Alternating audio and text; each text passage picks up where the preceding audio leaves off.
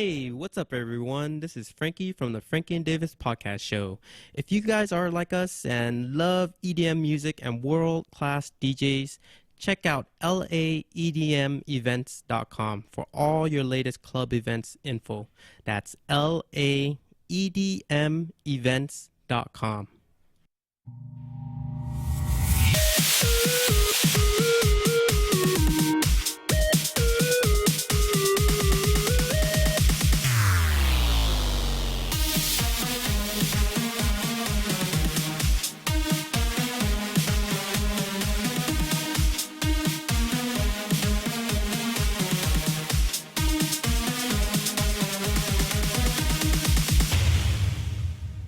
What is up, everyone? Welcome to the Franky N Davis Podcast. This is the podcast where both Frankie and I can actually identify when an enemy is trying to escape from us or they're trying to put us into a bad situation from like a bush gank or something. And it's the podcast where we get together and talk about whatever we like. Run away, run away. There's a shroom in there. Don't go. I've seen this before. But my name's Davis. With me, as always, Frankie. What's up, everyone? Frankie, what's going on, dude? What's new? This week, my brother, he actually, for some reason, Jackson, not my oldest brother, but my middle brother, Jackson, out of the blue, he's like, dude, let's make a Korean barbecue table. I'm like, what the fuck you talking about? And then it was just so random. And he's like, yeah, dude, let's take apart our old grill, and then let's throw like a table around it, and then we could just put chairs and start cooking Korean barbecue. Nice. So I'm like, So we sat there for a few minutes. We started drawing out some ideas and plans onto a piece of paper. And then we kind of we just took apart the grill after that and started taking out the screws, see if it kind of fit and works. And then we just took off the top part, and it's kind of one of those grills where it has like a burner on the left side. Okay. So you could put like a pot, and then in the middle, it's just a grill. And then we took that apart, so it was like, okay, phase 1 accomplished. So then we decided to go to Lowe's. And so we went over there and see, okay, what kind of ideas how we're going to incorporate, sorry about that, guys, incorporate it, the grill into the table. So we started getting joints and like different ideas. Then we decided to kind of build a table and then build like little hinges onto the grill. So that way we could just make a hole in the middle of the table and then put the whole grill onto the table.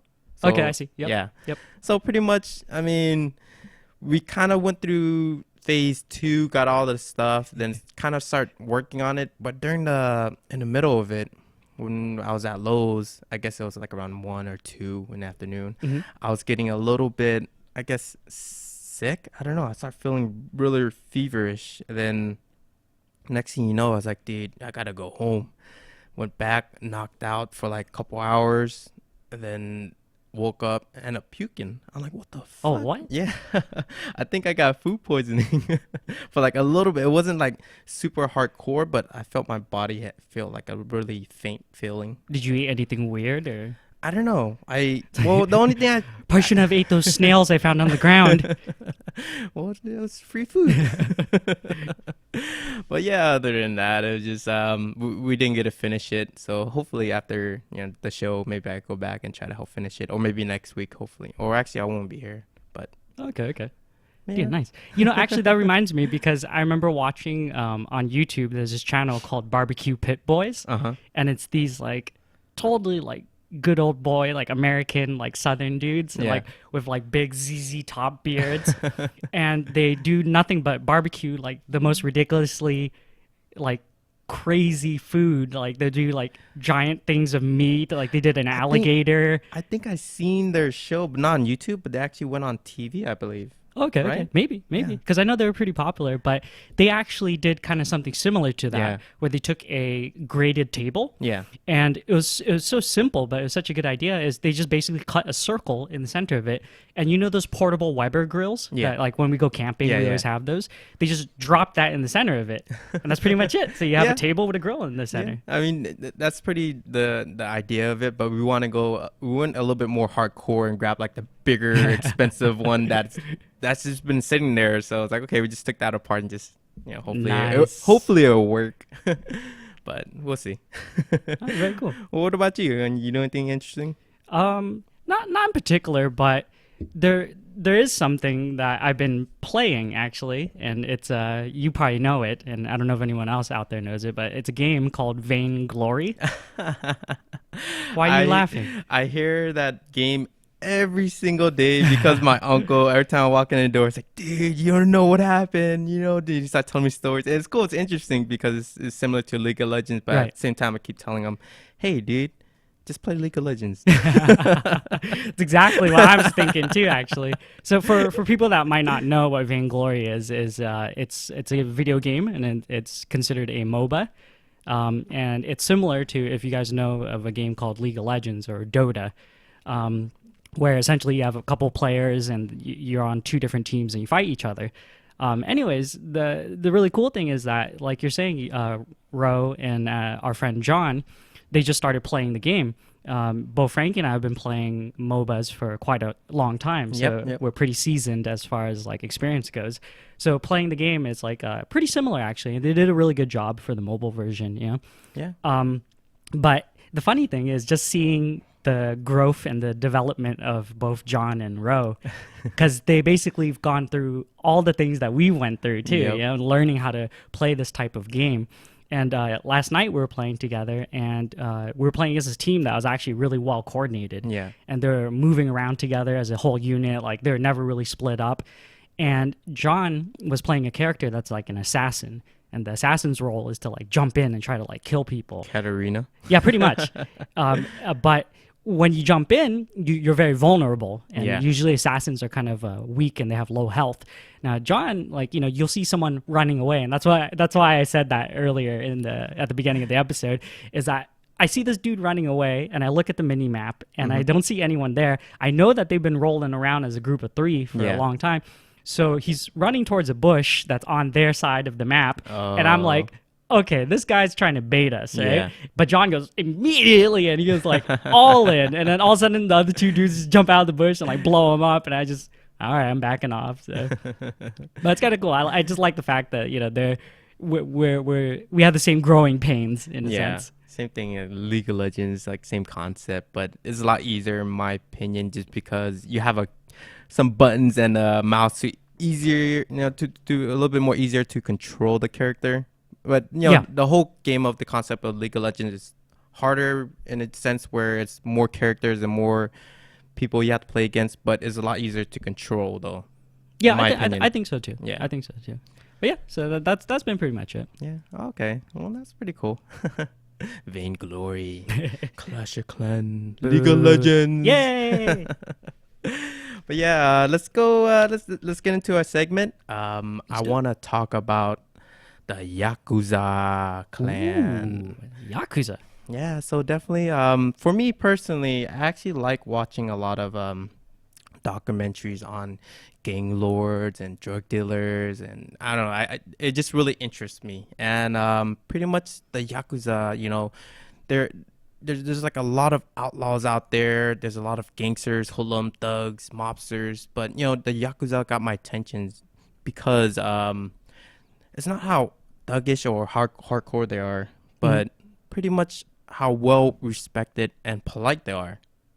Okay. Yeah, so it's pretty interesting. They don't go out. I mean, they do like like killings and cocaine smuggling and heroin and all that, but for them they're more well structured and more polite type of Yeah, it's so Japanese is what it is. Yeah, it's like after they kill someone, they like bow and like yeah, it's crazy. So that's the reason why they got my attention. So pretty much the Yakuza, it means Ya for 8, Ku for 9, and za for 3, referring to the worst hand in a gambling game.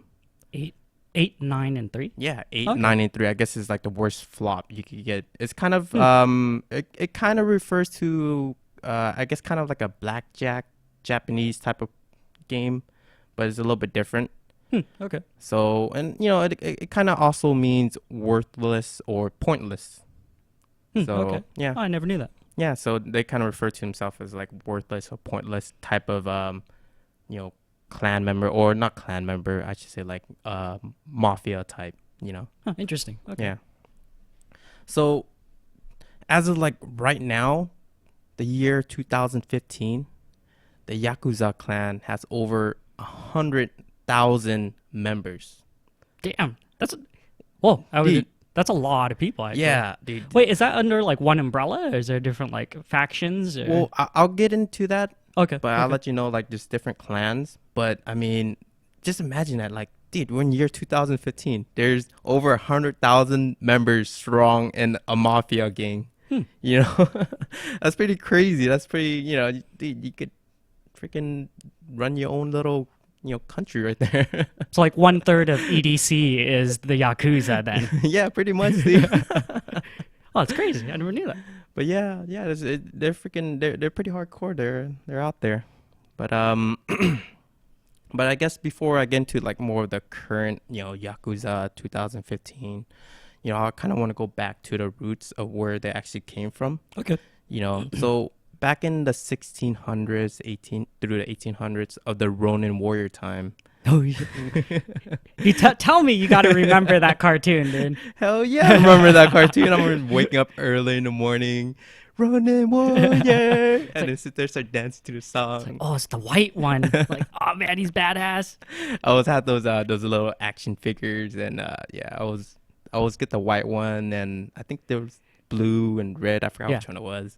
Nice. But I was always excited to see those freaking action figures. I never knew I was watching a Yakuza cartoon as a child. That was so violent. Yeah, it's crazy.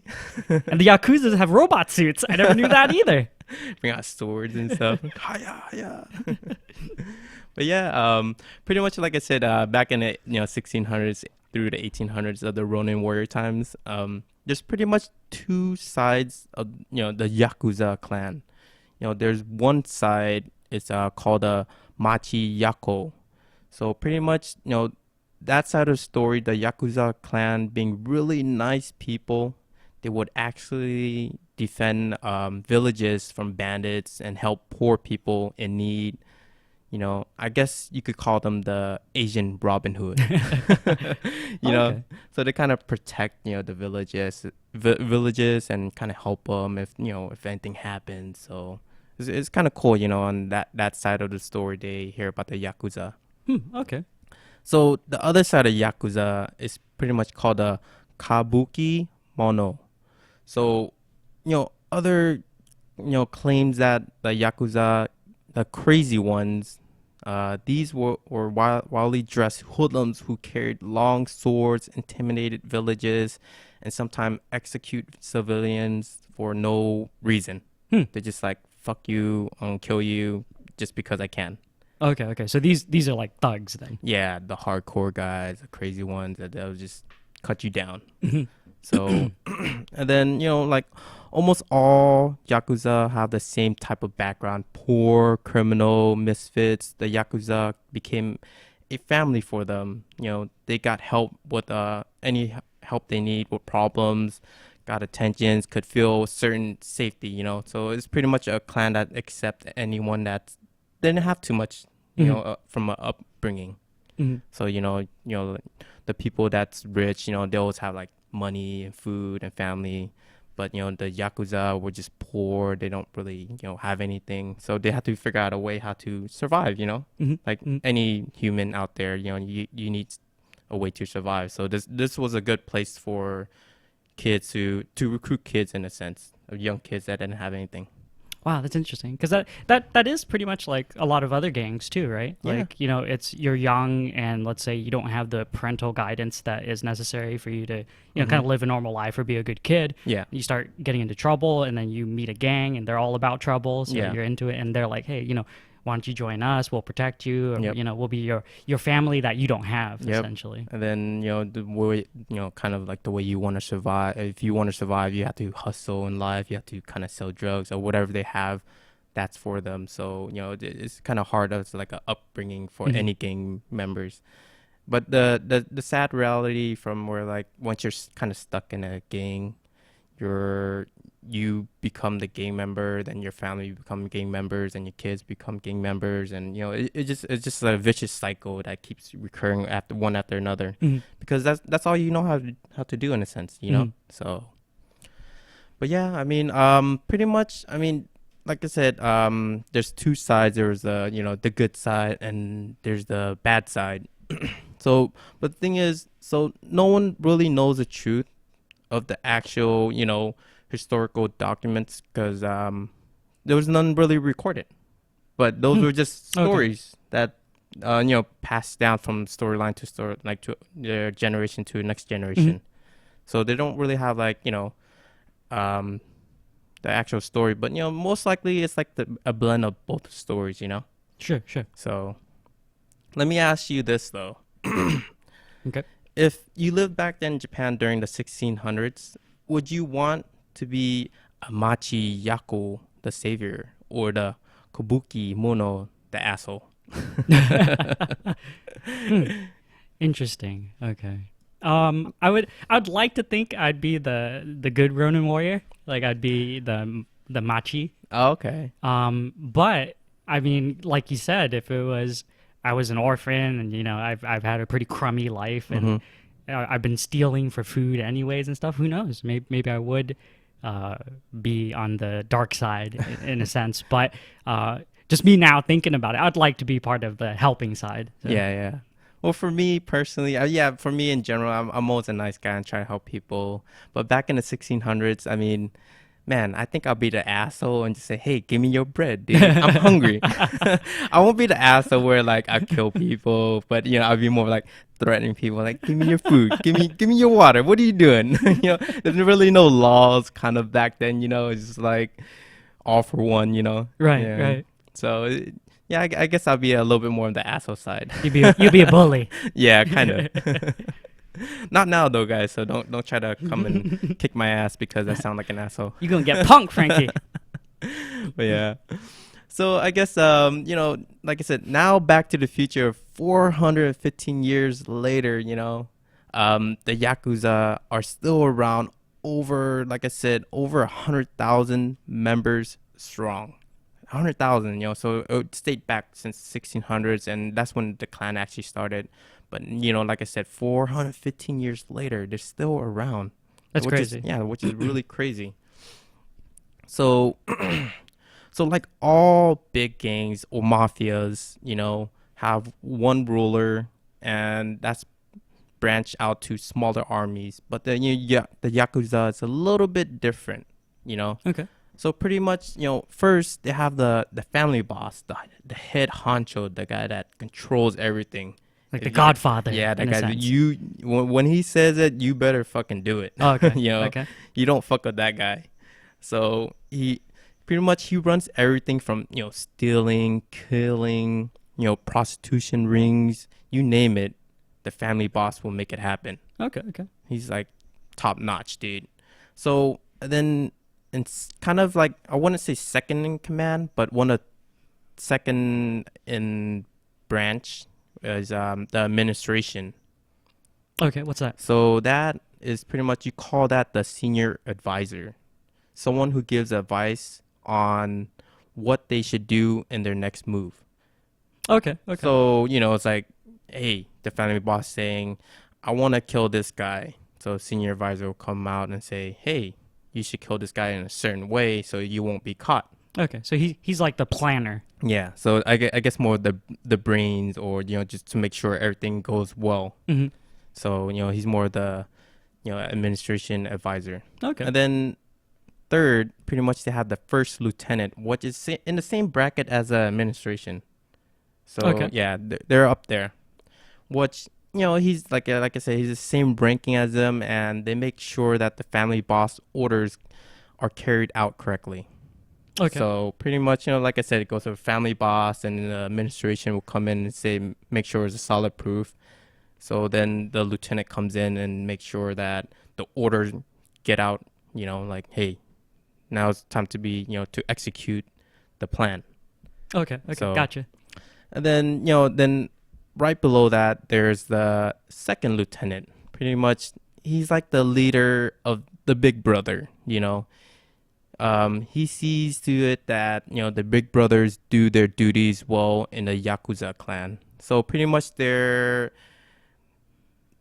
top guys are the administration and first lieutenant. And then I guess the second lieutenant pretty much oversees all the planning. Like he does all the, second, like all kind of like the dirty work or at least leading the dirty work people, people that, you need to tell them to kill people or do the prostitution rings. And then after that, they have the big brothers. I guess those guys have been in the Yakuza clan for a long time, and they're the one that does all the dirty work, Okay. So then they have the, last of all, they call the little brothers. And the little brothers, pretty much, they're new recruits. They're bringing new people. And, they just do all the, I guess, like the cleaning up my dish, cleaning up the toilet. So they're maids? Pretty much, they're considered like the bitch of the, the clan, Okay, gotcha. So you want to be in you want to be in the Yakuza clan, you got to start from somewhere. So you got to start from the little brothers. Right. So, those are like the main big 6 structures of the Yakuza clan. That's pretty interesting, actually, because like if you think about the structure, it's basically a business, right? Yeah. So you start off with the family boss, which is like, let's say the owner, right? Yep. The owner of the business. Then you have administration, which would be like CFOs or chief executive officers. Yep. First lieutenants, which are kind of like they want to execute on those things, or I guess would be like district or like general managers. Yeah. Then your second lieutenants are the dudes that kind of keep the underlings in charge, which would be managers. Mm-hmm. Big brothers would be, so they're doing stuff. So they would be like shift leads. Yeah. and then you have little brothers, which are the dudes that just fry the French fries. Yeah, those guys that fry the French fries and clean the toilets and scrub mop toilets. the floor and yeah. So yeah, it's cool. Yeah, that's why I was so interested in the Yakuza clan when I kind of read up about them and heard about them. It's like, dude, these guys are more like business run instead of like, hey, I'm just gonna kill you for no reason. Yeah, Yeah. So that's what's so cool about them. That's why I got really into the Yakuza clan. It's like they're just there to run a business, but if you fuck with them, they'll kill you. Yeah, it's nice. So they have the power and the knowledge. So that's what's cool about it, Yeah, granted, if you're going to be around for 415 years, have 100,000 people, Yeah. you need some sort of structure, and they clearly have it. Yeah, yeah, it's freaking crazy. But yeah, I mean, pretty much, when you get accepted into the Yakuza clan, there's special ceremonies that they have. First they have like this third person that comes out, pours a glass of sake with the new member, like the little brothers. Mm-hmm. And then, with his family boss. So, pretty much they all have sakes, and the boss, or I guess the boss and the new members would drink the sake from the glass. Then they would exchange glasses and drink some of each other's sake. So the boss drinks a full cup of sake while the one being initiated into the Yakuza clan, takes only like small sips, not too much of it, So to show, I guess more dominant and showing that, Yeah. There's a lot of symbology involved with that, where it's like, okay, I get the whole thing, and you get a piece. Yep. That's the way they do it, and it's crazy how they do it. They exchange sake, and it's kind of weird where it kind of brings me back memory of like, man, I'm eating sushi and we're drinking sake, we're just sharing sake, and now it kind of remembers like, dude, we're doing kind of Yakuza. Oh no, what have I done? I'm in the Yakuza now. But yeah, it's pretty crazy. Like they use alcohol and sake as a big old tradition of them, Oh, very cool. Yeah. But you were saying earlier before how they're structured or or is it one member? Like, is it 100,000 members in one clan, or how? Yeah, it is? yeah. So I kind of want to get into, these are pretty much the three big Yakuza clan Okay. in the whole world right now. So there's the first one called Yamaguchi Gumi. So in the 1915, they created a clan called the Yamaguchi Gumi. It had roughly about 50% of the Yakuza members in there. So that's about 50,000 members divided into 850 clans in Japan. Damn. Okay. Dude, imagine that in 850 like clans is separated and one family boss just running that shit, dude. Like, fuck you fuck with me, you're gonna die. It's like, dude, that guy just running his whole business. No one, those like underlings can't, disobey you, and they're fucking, dude. That's just crazy. Just crazy amount of people just running, a 50,000 member mafia. Mhm. So then next they have the Sumiyushi Kai. So the Sumiyushi Kai is the second largest Yakuza member. With 20,000 members divided into 277 clans. Okay. So that's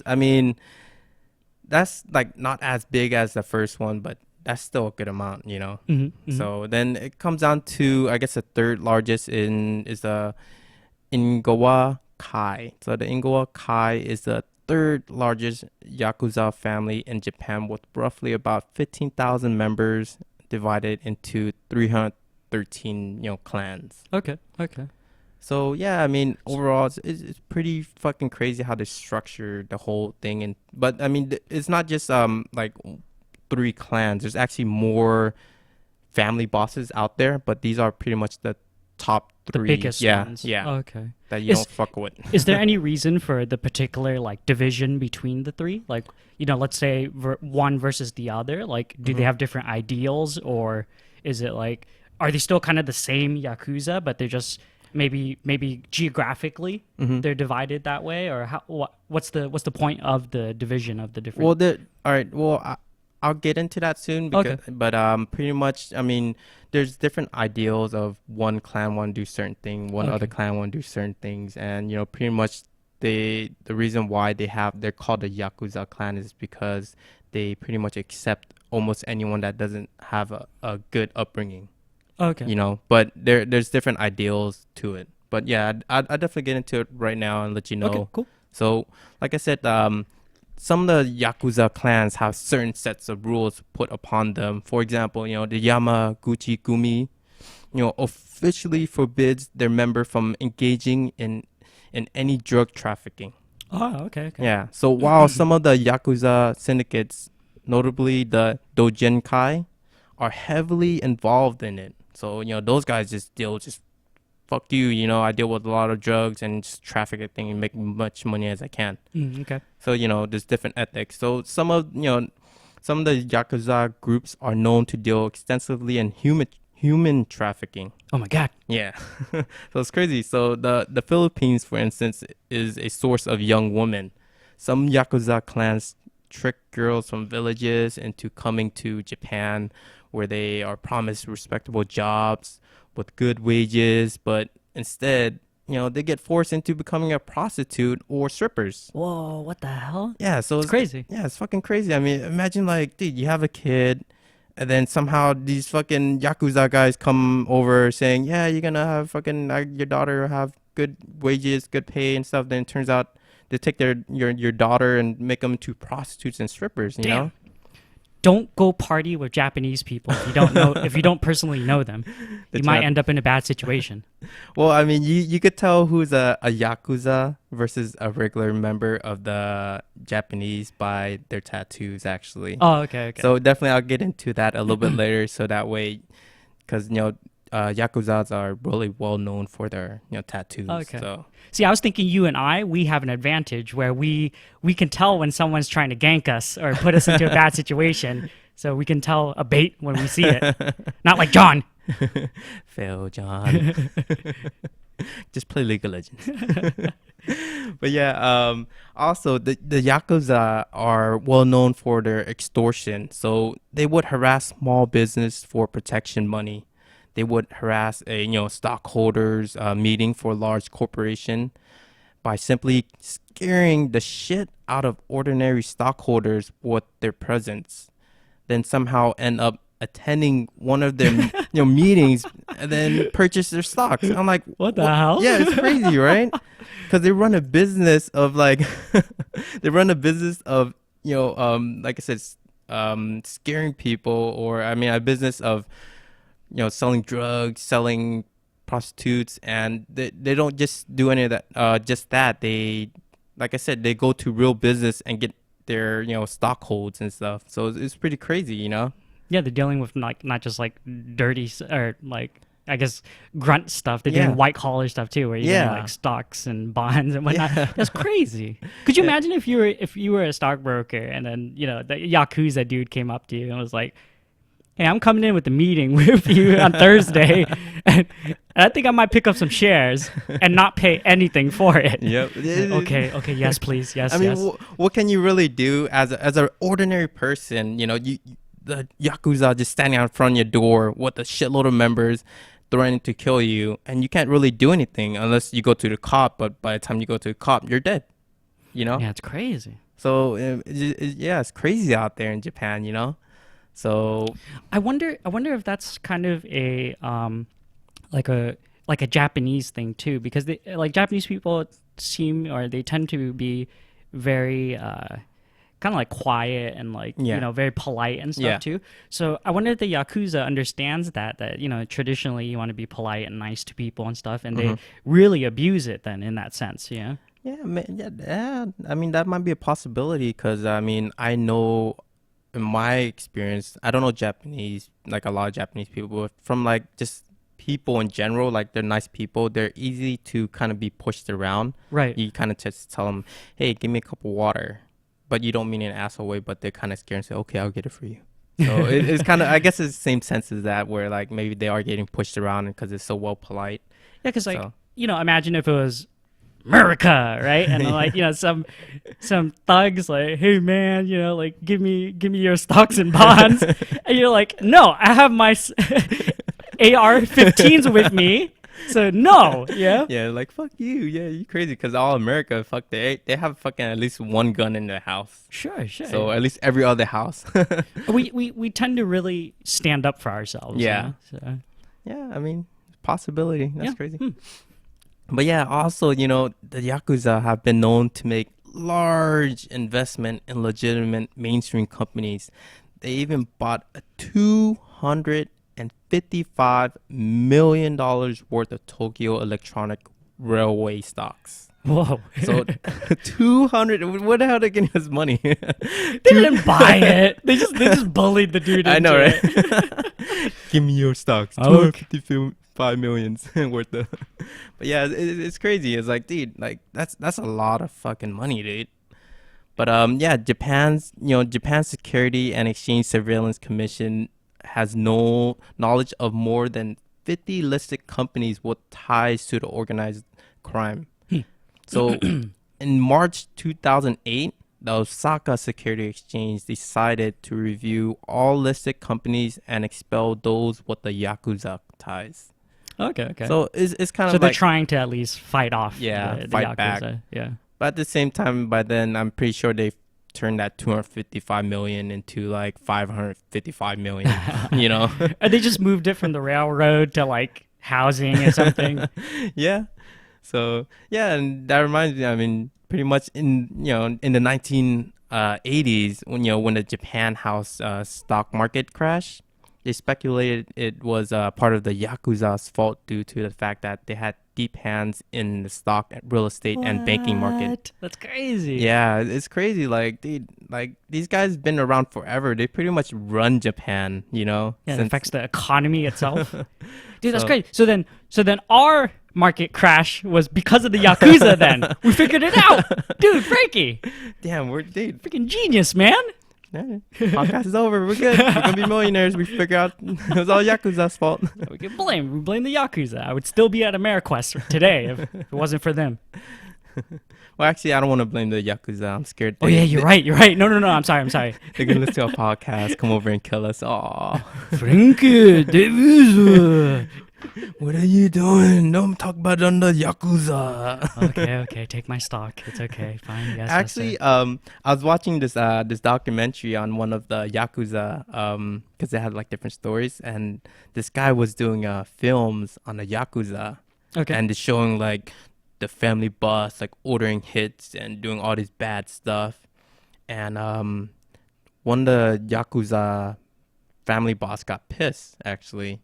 And then he told him, stop talking bad about the Yakuza, but the guy keep making films on him, right?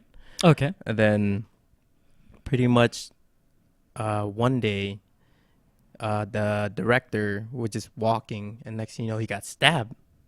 Oh, wow. And they thought it was, speculation was a part of the Yakuza that tried to kill him. Mm-hmm. But he ended up surviving. And then I think he made like one more movie, and I forgot if he ended up dying or he survived. I forgot.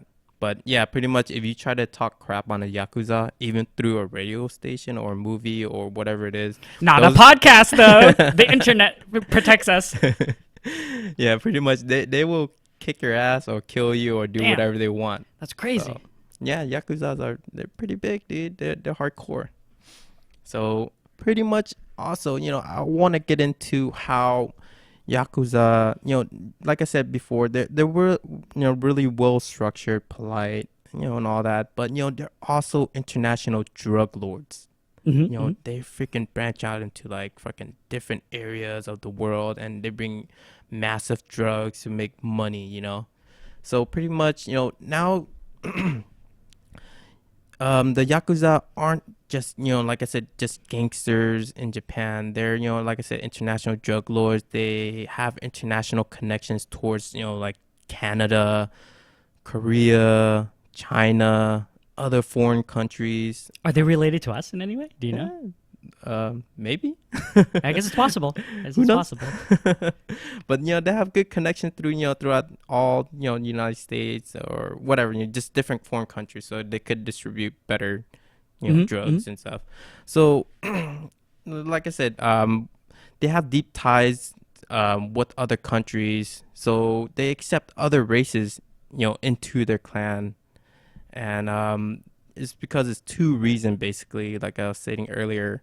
First, it's a lot easier to smuggle drugs, to different countries all over the world with ease. They can bring guns, pretty much from China, smuggle crack to Korea, or even send heroin to Canada.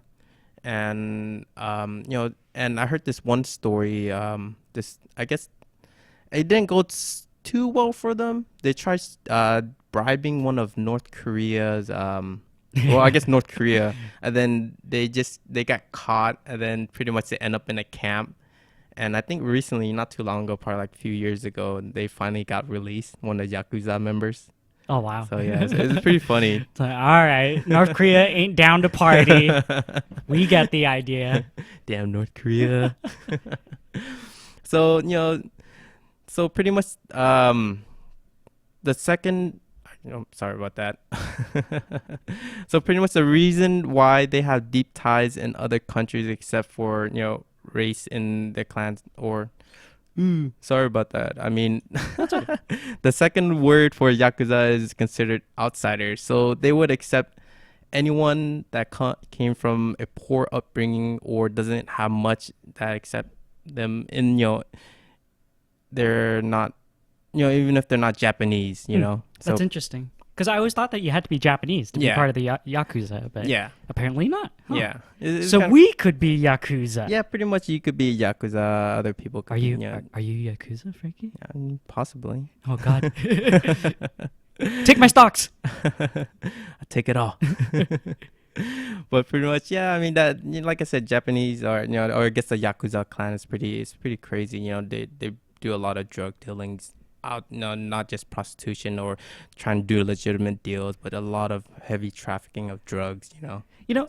it's that whole business perspective again, right? Yeah. Like you can't like just hold on to ties like that, especially if you want to grow like as a worldwide organization. You just have to be able to accept other people too. I guess they're looking at a bigger picture rather than just like, oh, it's tied into like Japanese tradition or something. Yeah. So, oh, Yeah. That's crazy. interesting. Yeah. But yeah, pretty much also if you like say for instance and you fuck up on a deal, on a drug deal, right? And you piss off one of the family boss. There's this thing called yubizumi.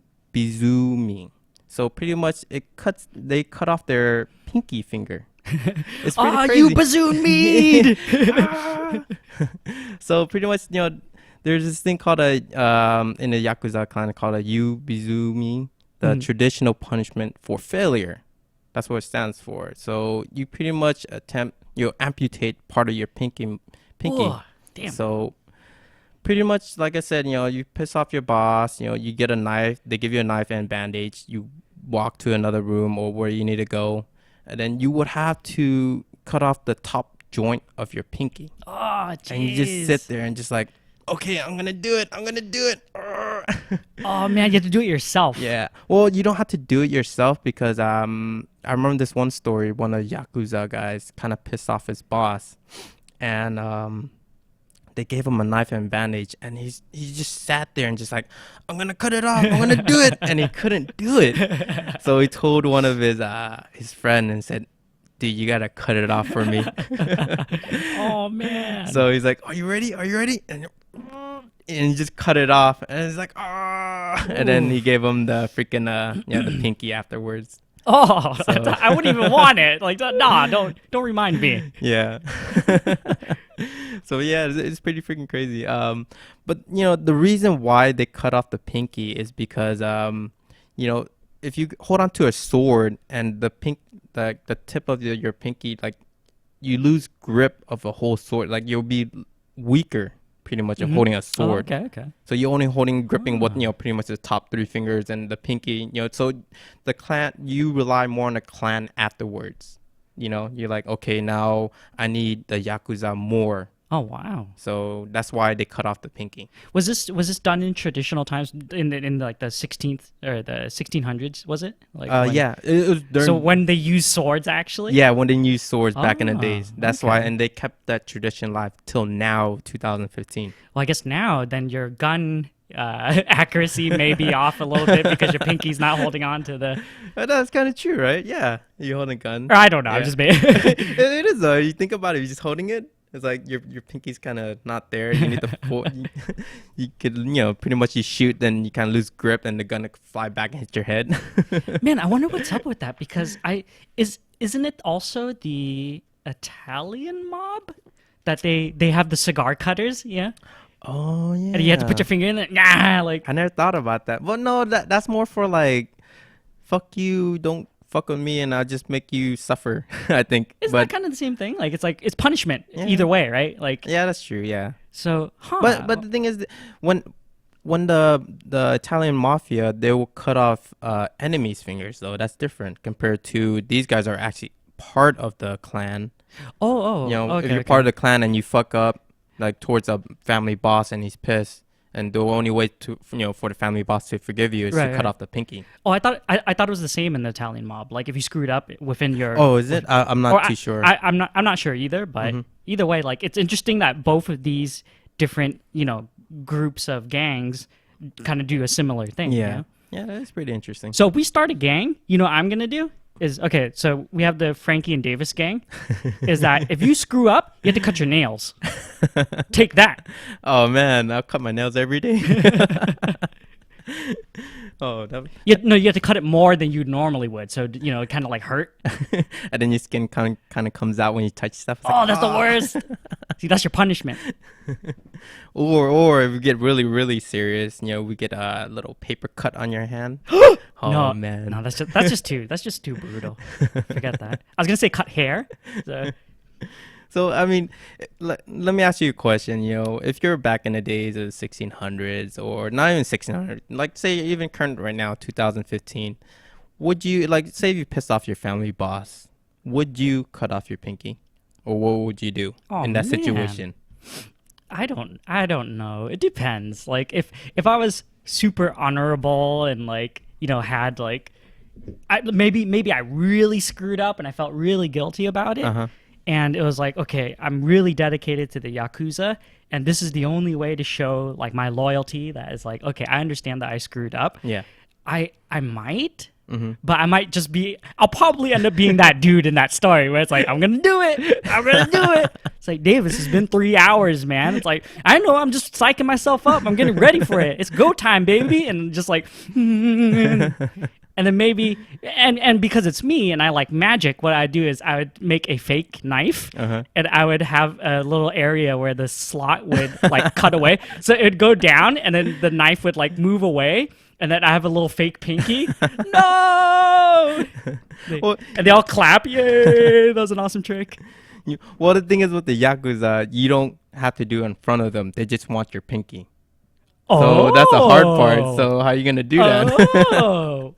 Well, actually, then all I'd do is I'd tape my pinky down for the rest of my life, so it'd look like I wouldn't have it, and then get someone else's pinky, maybe off like some dead body or something, or some dude that we had to kill before. Just pass it on. And just wear a glove the whole time then? Yeah. That's a smart way. Well, now that you mentioned that, because I was thinking, it's like, dude, I'll just run away, but they might find me and kill me. But hey, that's a smart idea. There you go. Franky N Davis gang. That's how we do it. Yeah. Would you do it? Or?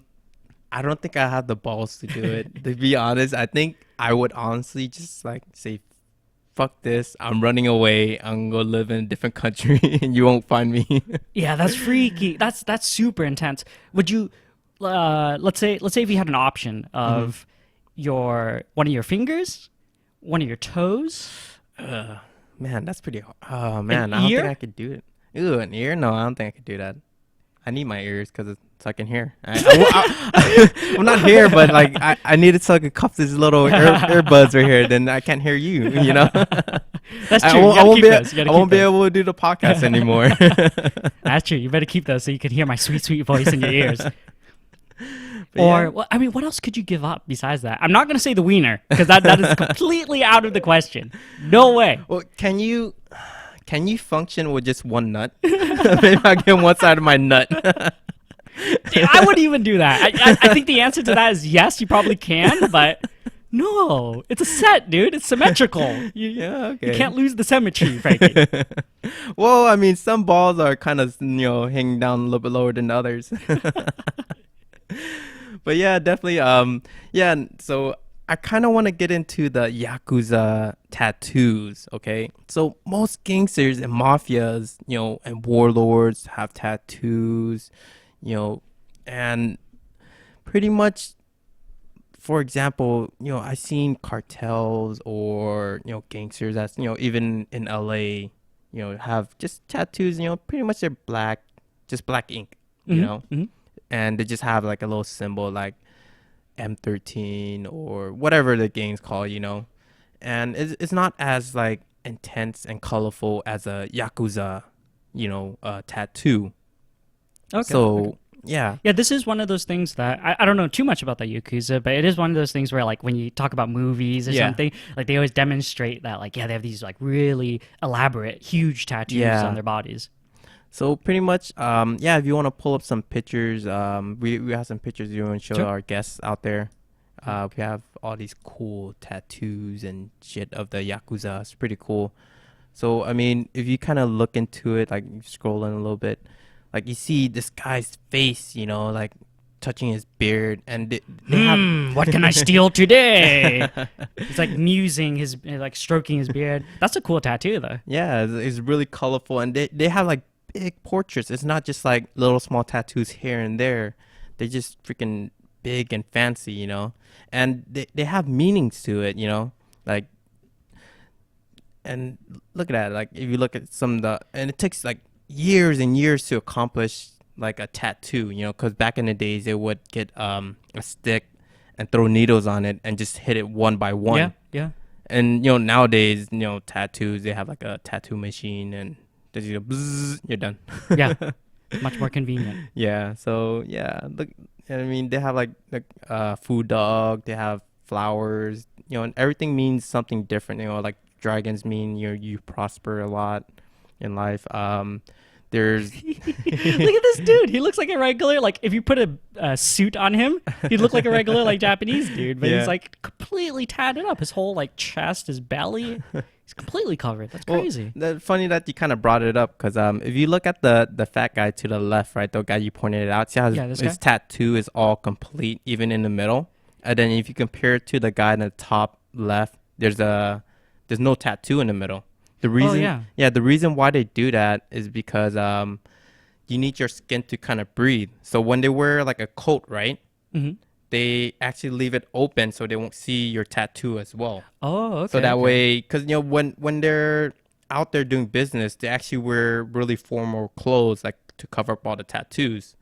So the only time when they take it off is when they're around each other to show that I have more tattoos, I can endure more pain, and it shows the story behind it. Oh, interesting. So they like to wear shirts and just leave the middle open so they could cool down and relax a little bit. Okay. But they don't want to show off the tattoo to the whole public. Gotcha. But that guy, I don't know why he has a tattoo in the middle. That's the first time I actually seen that. He must be like a boss or something then, if that's the case. Yeah, one of the family was like, fuck it, I run this shit. Look at this, do whatever I want. Look at this belly. So sexy. But yeah.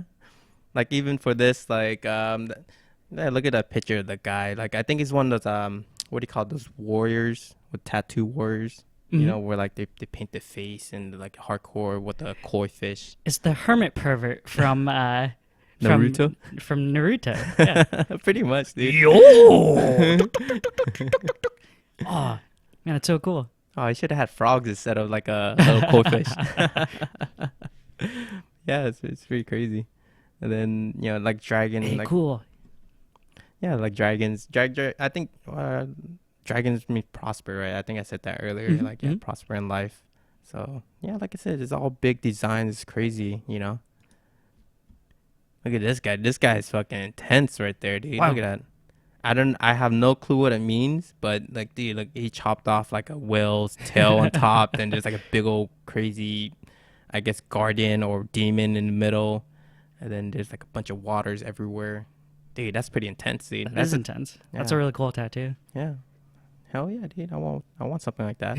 But, every time I envision something like getting a tattoo, it never comes out the way I want it to. Like, yeah, I'm going to make a badass one. Then I end up getting like a couple pieces here and there. So, yeah, I get pretty retarded tattoos sometimes. I don't regret it, but yeah. Pretty much, yeah, the whole Yakuza clan is like, they're pretty well known for their freaking tattoos, and they're freaking, they show it off for intimidation and how hardcore you are. So, Davis, I know you have some tattoos. How did it feel for you when you got your tattoo? How did it feel? Yeah, like did you kind of like, because some people, they love the pain, they hate the pain, they just whatever about the pain. I mean, for me, let's see, like, because my tattoos are on my arms, so it wasn't, the pain wasn't really that bad actually. There's only a couple areas where I kind of breathed a little differently. Like if that makes any sense. Like I kind of gasped. Yeah. Was the inside squealing like a little girl? Yes. But I'll never tell you that I did that. But yes, that's what happened. Now, the inside of the bicep, like inside here, it's pretty soft, right? So when they hit that area, I kind of like I was like, oh, like that hurts, yeah. But after the initial touch, it was like, okay, it wasn't that bad. And then the other part was like a little bit on my collarbone right here. Oh, that sounds painful right there. Holy crap! I didn't know you got it right there. It was kind of the same thing. Like I think like somewhere around there. But, okay. It touched just a little bit, and I was kind of whoa, like oh, I wasn't expecting that. It was kind of like a little quick, sharp pain. Yeah. But you get accustomed to it. I guess my pain threshold, like I could take a fair amount, so it wasn't that bad at all. Yeah. And I think like more so, like I had a really cool artist, and I was basically we're just chit chatting the whole time, basically. Yeah. So I felt like we're just having a cool conversation, and then it was just in the background. Yeah. So as far as pain, not bad at all. Not too bad. Yeah, not bad at all. Yeah, because I know you got it all over your arm and your chest, right? I believe a little bit on my chest. Yeah. Yeah, because I was thinking about getting some on my chest too, but I was like, I might be a little girl. I might be squealing the whole time. I didn't know how I would feel. It wasn't bad at all, Oh, like okay, on the okay. chest. Yeah. Yeah, so I mean, would you get more later down the line? Yeah, yeah. I would totally consider getting more. Oh, okay. Yeah. Yeah, for me, yeah, I definitely want more, but for me, You have a lot, actually. Yeah, I do. Because I actually, I mean, once you get that one tattoo, you kind of feel like, man, I want more. But then you end up like, oh, my bank account went from 10,000 to $1, and like, oh, fuck. Yeah. It can be very, very pricey. Yeah, so I was on a tattoo spree for a little bit, and I kind of died out from it because I was like, man, I need to save some money. But I remember definitely one of my first tattoos that I got, or actually my first tattoo was in Rhode Island. Of course, the motherland. And I was still pretty young. I think I was like around 21 or 22. I forgot what age. I think 21 or 20. And one of my buddies, he does tattoo, and was it? I never experienced so much pain before because my skin is still fairly fresh and new, and I never had a tattoo, and it was on my left arm, and I was like, dude, this thing hurts so much. I was like, oh my god. Really? Yeah, I couldn't stand the pain. Wow. Okay. Because people have different, I guess, Right. skins, and they're more prone to be more sensitive. And yes, I was a bitch. All right, you don't need to ask. I was. So what happened was, I couldn't take the pain enough, and he told me that I shouldn't drink alcohol. Right. Because So- it thins out your blood. Yeah. So what he did is like, hey, take one of this Molly. Oh no. So, I took one of it, and then I just felt like a massage the whole time. What? For the next 3 hours or 4 hours. And yeah, and it felt pretty good. It's a funny story that I was actually kind of rolling while taking my first tattoo. That's crazy. I wouldn't want to be under any influence or anything. That's nuts. Yeah, well, I just asked him and say, hey, dude, is there any way to take away the pain? I was being a little wussy, and he said, yeah, just take one of this. It'll make you feel so much better. And it did. It really did. I wouldn't recommend to everyone. Don't do that. It was children's Tylenol. That's all that it was. You're like, oh, I feel so But much yeah. better. But yeah, after that, like I said, I got my second tattoo was from my buddy, or my brother's friend, Chris, and he got me a tattoo. And then the rest, I went to a shop, and he got my left arm, bottom arm, got my right bottom arm, back of my arm. And that was pretty much one of the worst spot. It was back of my arm, where the tricep was. Yeah. And I was just saying, it's like, oh my God, I can't do it anymore. And he did like 8 to 9 hours on just that one particular spot because he's doing like a crazy portrait of a Buddha. And I was like, man, I just drink alcohol, listen to music. But yeah. So did it at least get a little bit better with each tattoo that went by, or was it still pretty painful throughout all of them? It was pretty painful throughout all of them. I would honestly, people say don't drink, but for me, I just like, fuck it. I just drank. I didn't care because I could endure some of the pain, but it just got to a point where once you do the tattoo, then they stop and they hit at the same spot again. It just your meat gets so tender and it just hurts. So some parts are just like, oh, fuck this, dude. I need the alcohol to make the pain go away. But yeah, pretty much overall, the Yakuza clan, is a force to be reckoned with, and at the same time, they're well, nice, and respected in the underworld syndicate. So That's crazy. Yeah. In the Yakuza. yeah. I think one of the other things I always think about when I hear Yakuza is The Simpsons. I don't know if you remember this episode, but it's the one where Marge decides to start making pretzels, and her fellow girlfriends they start making pitas, and Homer wants Marge to sell her pretzels because she's getting sad that she's not selling well because the pita truck is beating them out, and he hires the Italian mob to kind of start destroying other snacks and foods around the town and make it like a pretzel town. So only people would eat pretzels. And then the PETA women, they wanted to get back at them. So they hired the Yakuza to come in. Do you remember this? No, I don't, but that's pretty funny. Man, it's awesome. And then so there's like a gang war like at the end where it's like Fat Tony, you know, like the Italian mob guy, fighting like these like Yakuza guys. And then it's right in front of Homer and Marge's house. And then Marge is like, we better get inside. It's getting dangerous. And Homer's like, no, wait. Look, there's that one little Asian guy that's just standing there, right? And it shows this guy in a white suit. And he's just standing in the middle of everyone fighting. And he's just kind of like looking like really serious. And he's not doing anything. I think I kind of remember it now since you're talking about it. Yeah, and he was like, when he does something, it's going to be great, yeah? And she's like, no, let's go inside. So they go inside and the door closes and all of a sudden you hear, yeah! And you hear boom, boom, boom, boom, boom, boom. And Homer's like, oh. That's funny. Yeah, I totally remember that show now since you brought it up. It just kind of, all the memories came back. Yeah, it's crazy. Like, it's kind of underground, but at the same time, it is pretty darn well known. I mean, hell, it was in The Simpsons, right? Yeah, like, yeah. It is that big, you know. They are huge. Yeah, they're pretty big. They're well known. Like I said, they're still pretty out there, and you know, they're still flashing themselves in Japan right now. But I think as of now, like the America is starting to disown like the Yakuza from actual legitimate business. So anyone that kind of deals with them, you know, they pretty much, you know, would, you know, punish them, or not punish them, but like you're considered a drug dealer now or part of the bad prostitution ring or whatever, you know, like kind of like an international crime, you know.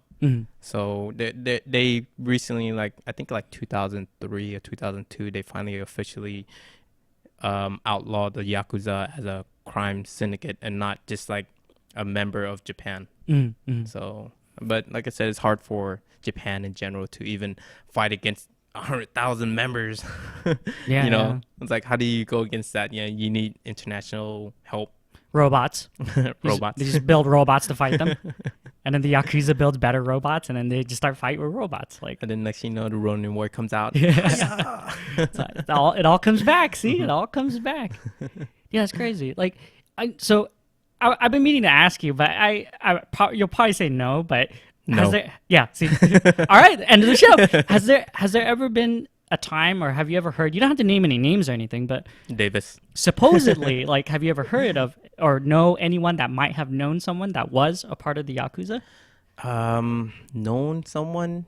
No, I mean, I wouldn't know anyone that's in the Yakuza clan. I mean, I'm not gonna name names, but I've known people in the gang world, life. Sure. I was never part of it, but not rumored to be part of the Yakuza. Yeah, me neither. Yeah, it's kind of crazy. I mean, I guess Japan's a little bit closer towards Korea or China, so they're pretty well known down over there. I would have to figure that there's got to be some dudes, if not maybe directly from the Yakuza, maybe some Japanese American people that are just like really into it, and they're just like, hey, let's form our own Yakuza, you know, that maybe we just don't know about it. Yeah, so. Maybe. But I mean, because the thing is, like, okay, there's a lot of gangs out there, and you know they always try to show off and stuff. But the Yakuza is a little bit different. They're not like showing off type. They're more well respected. So they're not gonna be out there saying, "Oh, I'm a Yakuza clan member. Fuck you, this and that." You know, they're more like, I'm hiding my tattoos during certain things, and then when I'm in front of my members, I take it off to show how strong I am. You know, they're more like that. That's true. That's why I guess maybe I might know someone that in the Yakuza clan that but you just don't know. Yeah. Huh.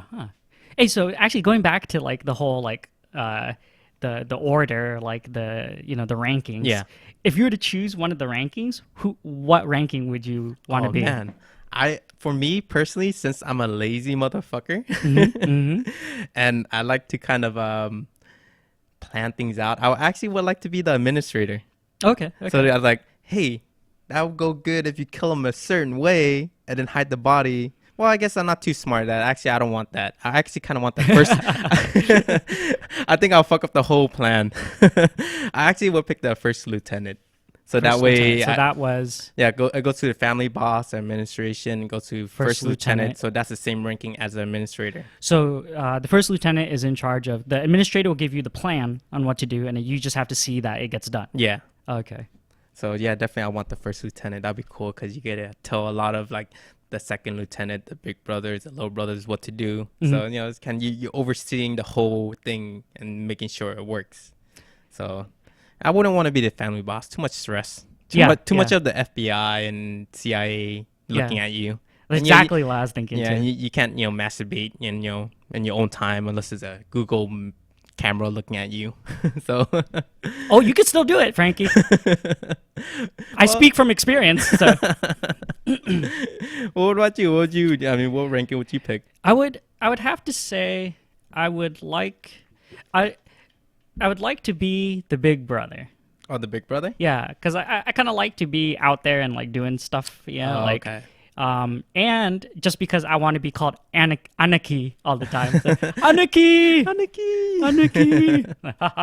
Yeah, I just noticed that. Yeah, and all the, I guess, the animes and stuff, they always say that. Anarchy! Yeah, big bro. Yeah, I guess I got it from that. Because then I've always liked, like when you go into a job or something, you start at the bottom and you kind of climb your way up. Yeah. And then there's a fine point of reaching a certain level. Yeah. There's always going to be problems, like, wherever you're at, right? But your problems evolve into something different where it's more like political or something as you climb higher, and you have to deal with all the BS of like politics and whatnot when you're up high. And that I really don't like. Yeah. So I would like to, I'm sure that because this runs so much like a business, there's probably near the top a whole crap ton of stupid politics to deal with. Yeah, that's I'd true. rather just punch some dude in the face and then get it done with. Yeah, it's like, let's just handle it like men, and we'll end it at that. So that's why I'd be the Anarchy. I'd like that. The reason why I like the second lieutenant is just because if I'm working at the bottom and I work my way up, I always get curious to see how far I can go or what I can accomplish. So, the second lieutenant, I'll be fine with it because you're dealing with the underlings, and on top of that, you're dealing with the top boss. So you get the best of both worlds in a sense, Okay. So that's why I kind of like, okay, I don't have to be top notch, but I know what's going on up there. But at the same time, I'm dealing with the lower guys as well.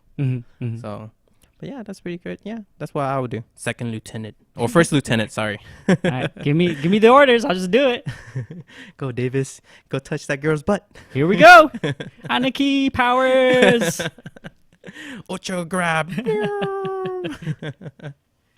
But yeah, pretty much that. It covers all of the Yakuza clan. There's a lot out there, but that's overall that's the Yakuza clan, and pretty much that wraps up everything. Like I said, I love you all for listening. Big shout outs to all the people out there. I love you guys. Keep listening. I know I'm not the best podcaster, but I'm still learning. I'm still trying to, It doesn't matter if we're the best or not. It's just we are who we are. So and we appreciate you guys tuning in, listening to us as always. And on behalf of Frankie and myself, thank you very much. Take care, and we'll see you guys next time.